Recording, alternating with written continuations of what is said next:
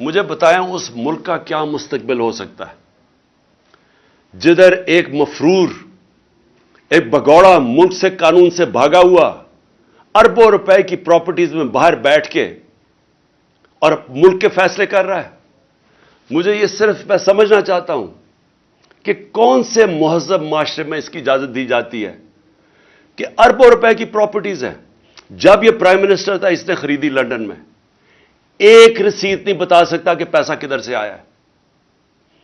یہ بتا ہی نہیں سکتا کہ پیسہ منی ٹریل کدھر سے گئی ہے، کچھ نہیں بتا سکتا. وہ فیصلہ کر رہا ہے ملک کا. اس کا بھائی شہباز شریف جس نے آج لوگوں کو خوشخبری سنائی ہے کہ جی ابھی اور مزید مہنگائی آئے گی، 24 ارب روپے کے یہ کرپشن کیسز میں پکڑا جانے والا تھا. اس کی ٹرائل ہو رہی تھی، اس کے اور اس کے بیٹوں کی. ایک بیٹا مفرور تھا، دوسرا بیٹا ان کی ٹرائل تھی. 16 ارب روپے ایف آئی اے کے کیسز جس میں یہ بچ ہی نہیں سکتے تھے.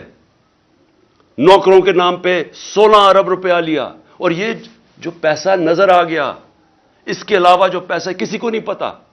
8 ارب روپے کے نیب کا کیس، جو یہ نیب چیئر نے ریزائن کیا ہے، اس سے پوچھیں تو صحیح کہ یہ آپ کے سامنے نہیں آیا 8 ارب روپے کے کیسز. اور وہ کیا کیس تھا؟ انہوں نے یہاں سے ہنڈی حوالے سے پیسہ باہر بھیجا اور پھر ان لوگوں کے نام پہ، چینی والا اور پاپڑ والا اور ان کے نام پہ پیسہ ریمیٹنسز دکھا کے بھجوائی. فراڈ کیا. چیف منسٹر تھا وہ آدمی، پرائم منسٹر ہے. آصف زرداری دنیا کے اندر اس کی چوریوں کا پتہ ہوا ہے. اس کو مسٹر 10% کہتے تھے. فیک اکاؤنٹس کیسز میں یہ پکڑا ہوا تھا. اربوں روپے اس نے علیحدہ ملک سے باہر بھجوائے.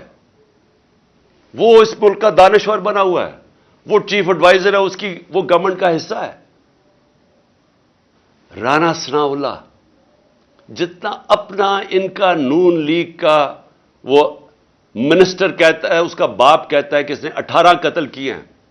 کئی فیصلہ آباد کے لوگوں سے پوچھیں کہ اس کا ٹریک ریکارڈ کیا ہے، کون سا جرم ہے جس میں یہ ملوث نہیں ہے. یہ آج ملک کے اوپر بیٹھے ہوئے ہیں اور اسٹیبلشمنٹ ان کے ساتھ کھڑی ہو گئی ہے اور قوم کو کہتی ہے کہ جی ان کی غلامی کریں.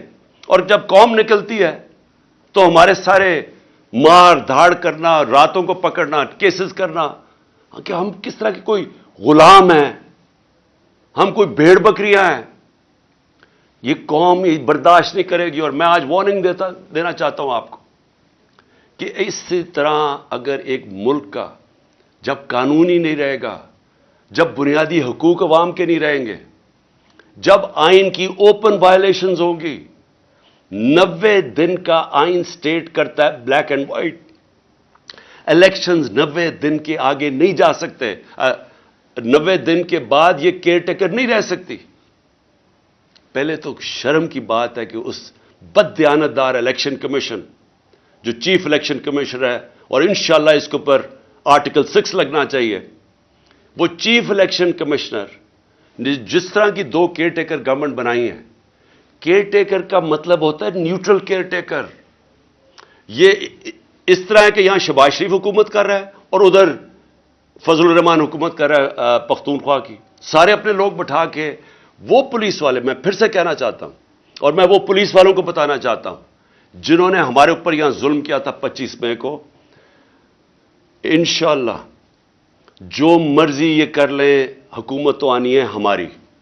میں انشاءاللہ اپنے اللہ کے سامنے یہ کہتا ہوں کہ اس باری پہلے تو آپ نے قانون توڑ کے بچ گئے، پہلے تو آپ نے غیر قانونی چیزیں کی اور ہمارے فنڈامنٹل رائٹس کی زیادتی کر کے، ظلم کر کے بچ گئے. اس باری آپ نہیں بچیں گے، یہ میرا آپ سے وعدہ ہے. میں زندہ رہا میں انشاءاللہ انشور کروں گا کہ اس ملک میں جو ظالم ہے، جو بے قصور لوگوں پہ، جو جمہوریت کے اوپر اٹیک کرتا ہے، انشاءاللہ آپ کو ہم قانون کے کٹارے میں کھڑا کریں گے. اور میں اپنی ساری قوم کو کہتا ہوں کہ آپ تیاری کریں. اگر انہوں نے 90 دن سے آگے الیکشن کیے تو اس کے بعد ساری قوم کو نکلنا پڑے گا. جب تک آپ نکلیں گے نہیں، اس کا مطلب کہ قانون ختم ہو جائے گا 90 دن کے بعد. اس کا مطلب آئین ختم ہو گیا. اس کا مطلب ہمارا معاشرہ ڈکلیئر ہو جائے گا بنانا ریپبلک. اس کا مطلب کہ یہ ثابت ہو جائے گا کہ پاکستان میں صرف جنگل کا قانون ہے. اس لیے عوام نے اس ملک کے آئین کی حفاظت کرنی ہے.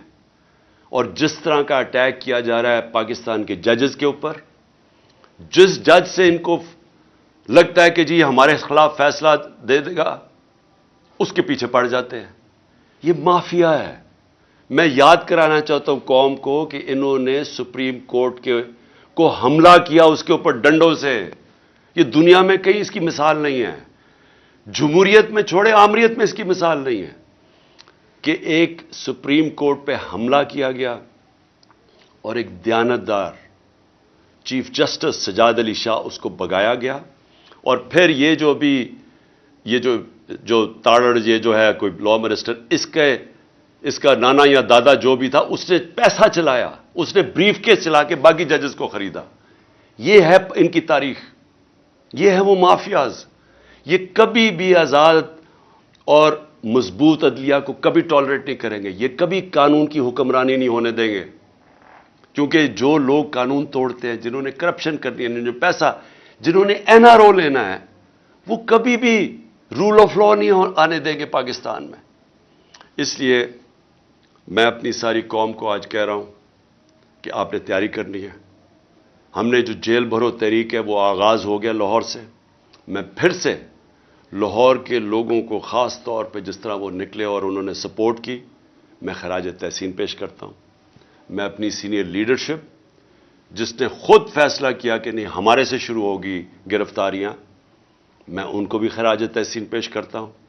اور جو مجھے کل ابھی سے میسیجز آ رہی ہیں پشاور سے کہ ساری لیڈرشپ وہاں بھی تیار ہے اور عوام بھی تیار ہے جیلوں کے لیے، میں ان کو ابھی سے خراج تحسین پیش کر رہا ہوں. اور انشاءاللہ حقیقی آزادی، یہ حقیقی آزادی کی تحریک ہے. یہ اصل میں جو ہماری آزادی ادھوری رہ گئی تھی 1947 میں، جب ہم پوری طرح آزاد نہیں ہوئے تھے. لا الہ الا اللہ کا مطلب ہماری قوم کو پوری طرح سمجھ نہیں آیا تھا. جو بھی لا الہ الا اللہ پڑھتا ہے وہ کبھی کسی قسم کی غلامی نہیں کرتا، اور خاص طور پہ خوف کے بت کی کبھی وہ پوجا نہیں کرتا.